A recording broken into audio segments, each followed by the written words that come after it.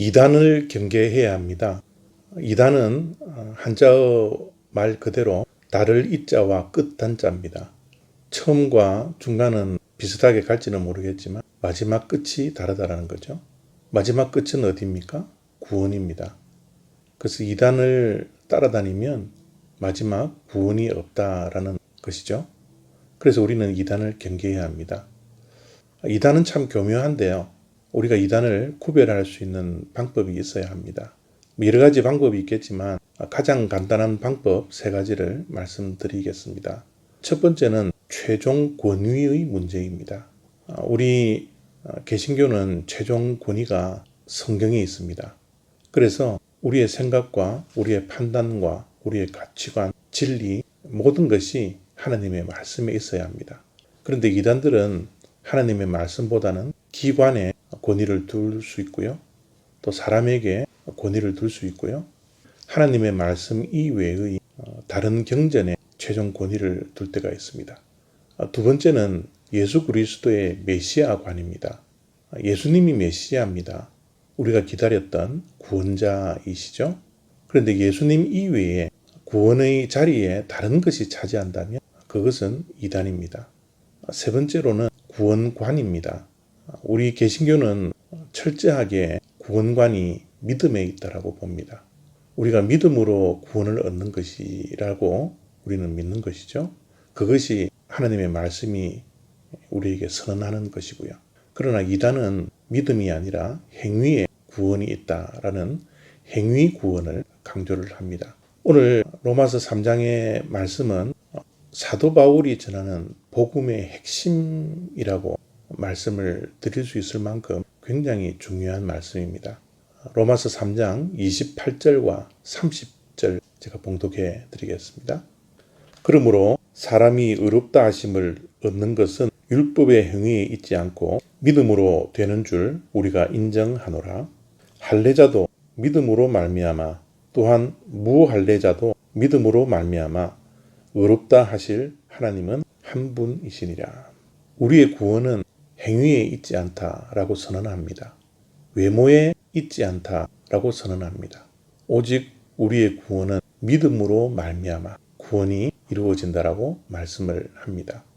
신학적으로는 이신칭의라는 말을 쓰죠.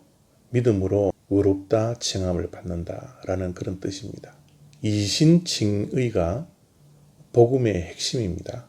우리는 사실 의인이 될 수 없는 철저한 죄인입니다. 그러나 예수 그리스도를 믿음으로 하나님께서 우리에게 의인의 옷을 입혀주시는 것이죠. 우리 모두가 죽어 심판받아 마땅할 사람들이지만 하나님께서 예수를 믿는 그 믿음을 보시고 의롭다 여겨주시는 것입니다. 그것이 바로 이신칭의라는 신학 용어입니다. 그러나 이 이신칭의가 우리 개신교에 면죄부를 주는 것은 아닙니다. 믿으면 끝난 것이야 라는 면죄부를 개신교는 하나님의 말씀은 허락하지 않습니다. 로마서 3장 31절 말씀입니다. 그런즉 우리가 믿음으로 말미암아 율법을 파기하느냐 그럴 수 없느니라. 도리어 율법을 굳게 세우느니라. 믿음이 율법을 파기하느냐 그러지 않다라는 거죠. 오히려 율법을 세운다라고 말씀을 합니다.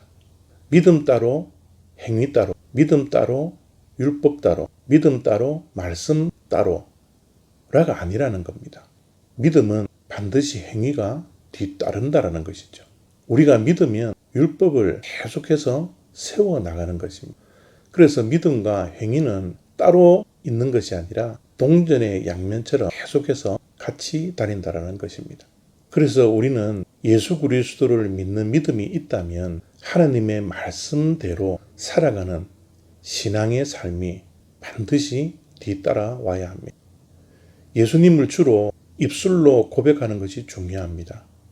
예수님을 구주로 예수님의 십자가와 부활을 마음으로 인정하는 것이 중요합니다. 그것이 바로 믿음입니다. 그러나 거기에 그쳐서는 안 되고요. 우리의 믿음이 입술로 마음으로 예수를 주로 인정하고 믿었으니 우리의 믿는 삶이 반드시 예수님의 다스림을 받아야 합니다. 예수님을 주로 입술로만 고백하는 것이 아니라 우리의 삶이 예수를 우리의 삶의 주로 모시고 다스림을 받고 하루하루를 살아가는 것, 그것이 바로 이신칭의의 삶이라 그렇게 말씀을 할 수 있습니다. 오늘도 믿음과 행위가 따로 있는 그런 삶이 아니라 함께 가는 그런 축복된 삶이 되어지기를 바랍니다. 감사합니다.